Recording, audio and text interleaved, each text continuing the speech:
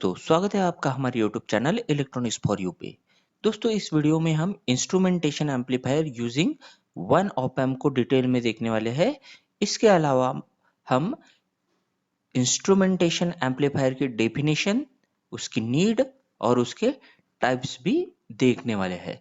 तो instrumentation amplifier एक difference amplifier होता है। डिफरेंस एम्पलीफायर यानी हमारा सबट्रैक्टर सर्किट विच मीट्स सर्टन रिक्वायरमेंट्स। अब ये जो इंस्ट्रूमेंटेशन एम्पलीफायर है ये एक टाइप का सिग्नल कंडीशनर है। अब सिग्नल कंडीशनर यानी जो सिग्नल कंडीशनिंग करेगा ऐसा डिवाइस। अब सिग्नल कंडीशनिंग की जो प्रोसेस है उसमें हो सकता है एम्प्लीफिकेशन हो, अटेन्यूएशन हो, integration, differentiation, addition, subtraction, filtering, then multiplication भी हो सकता है। यानी जो भी सिग्नल्स है उस पे कुछ ना कुछ ऑपरेशंस हो सकते हैं। अब बात आती है कि इंस्ट्रूमेंटेशन एम्पलीफायर की नीड क्या है। तो नीड ऑफ इंस्ट्रूमेंटेशन एम्पलीफायर की यानी हम हम इंडस्ट्री या फिर कंज्यूमर एप्लीकेशन जो रहते हैं उसमें कुछ क्वांटिटीज, जो फिजिकल क्वांटिटीज है उसको मेजर करते हैं। जब जैसे कि टेम्परेचर, प्रेशर, स्पीड, ऐसी क्वांटिटी को मेजर करने के लिए हमें इलेक्ट्रॉनिक्स या फिर इलेक्ट्रिकल में सबसे पहले जरूरत रहती है कि ये जो क्वांटिटीज है, टेम्परेचर, प्रेशर, स्पीड, इसको कन्वर्ट किया जाए इलेक्ट्रिकल सिग्नल में। इलेक्ट्रिकल सिग्नल में यानी हम उसको कन्वर्ट करेंगे वोल्टेजेस या फिर करंट में। अब भैया जो डिवाइस इसको, ये जो फिजिकल क्वांटिटीज है इसको इलेक्ट्रिकल क्वांटिटीज में कन्वर्ट करता है उसको हम कहते हैं transducer. For example thermocouple. Thermocouple एक टेम्परेचर ट्रांसड्यूसर है जो कि टेम्परेचर को कन्वर्ट करता है इलेक्ट्रिकल सिग्नल में। या फिर हम पीजो इलेक्ट्रिक ट्रांसड्यूसर कंसिडर कर सकते हैं जो कि प्रेशर को कन्वर्ट करेगा इलेक्ट्रिकल सिग्नल में। तो ऐसे अब ये जो ट्रांसड्यूसर्स रहते हैं जैसे कि थर्मोकपल हो गया, पीजो इलेक्ट्रिक ट्रांसड्यूसर हो गया, इनके जो आउटपुट्स रहते हैं वो बहुत कम रहते हैं, इट इज वेरी लो। अब ये जो है इसको इसीलिए हम एम्पलीफाई कम करने की जरूरत रहती है। अब जब हम इसको एम्पलीफाई करेंगे उसी के बाद हम इसको ड्राइविंग सर्किट को दे सकते हैं या फिर इंडिकेटर डिस्प्ले को दे सकते हैं।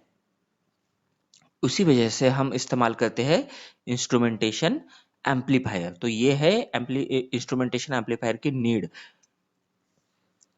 जो इंस्ट्रूमेंटेशन एम्पलीफायर रहता है उसके तीन टाइप्स आएंगे depending on number of op amps used. अगर हम सिंगल ऑप एम्प यूज करते हैं तो ये हो गया instrumentation amplifier using one op amp, then instrumentation amplifier using two op amp and instrumentation amplifier using three op amp. तो ये इनके तीन टाइप्स है जिस इस पर्टिकुलर वीडियो में हम instrumentation amplifier using one op amp को डिटेल में देखने वाले हैं। तो इंस्ट्रूमेंटेशन एम्पलीफायर जैसे हमने पहले ही बताया है कि भैया ये तो है डिफरेंस एम्पलीफायर। अब डिफरेंस एम्पलीफायर का सर्किट यानी हमारा जो सर्किट है सबट्रैक्टर का बिल्कुल वही आएगा।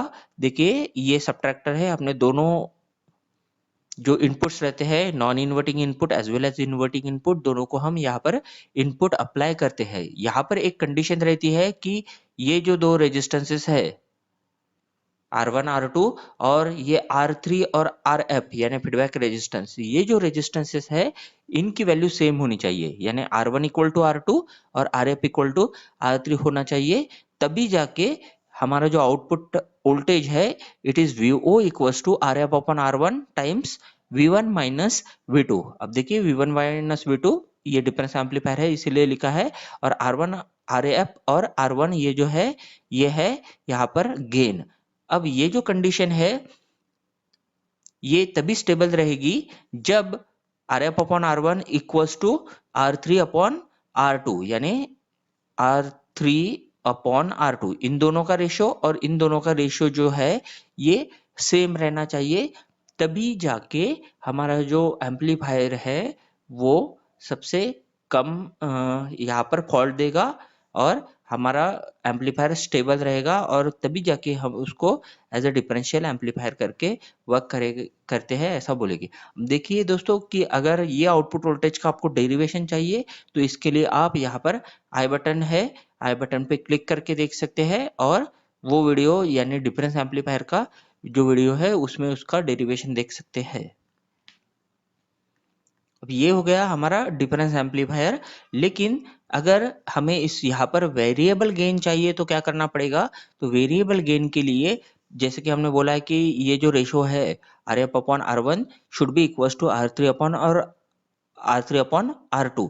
अब ये इक्वल होने के लिए अगर हम R1 और R2 अगर वैरी करते हैं, प्रीवियस सर्किट में से R1 और R2 अगर हम वैरी करते हैं तो हमारा जो आउटपुट है वो स्टेबल नहीं रहेगा, यानी वो इम्बैलेंस हो जाएगा। इसीलिए ये R1 और R2 हम यहाँ पर वैरी नहीं कर सकते। तो मॉडिफाइड सर्किट जो है कुछ इस तरह से दिखेगा, जहाँ पर अब देख सकते हैं कि ये जो है हमने R2 रेजिस्टेंस कहा है इसे, और दोनों के बीच में यहाँ पर एक पैरेलल रेजिस्टेंस है जो कि वेरिएबल है। अगर हम इस आरपी को अब वैरी करते हैं तो हमारा आउटपुट जो है वो वैरी आएगा, क्योंकि फिर हमारा आउटपुट का इक्वेशन कुछ इस तरह से दिखेगा, that is VO equals to 2R2 upon R1 multiplied by 1 plus R2 upon RP times V1 minus V2।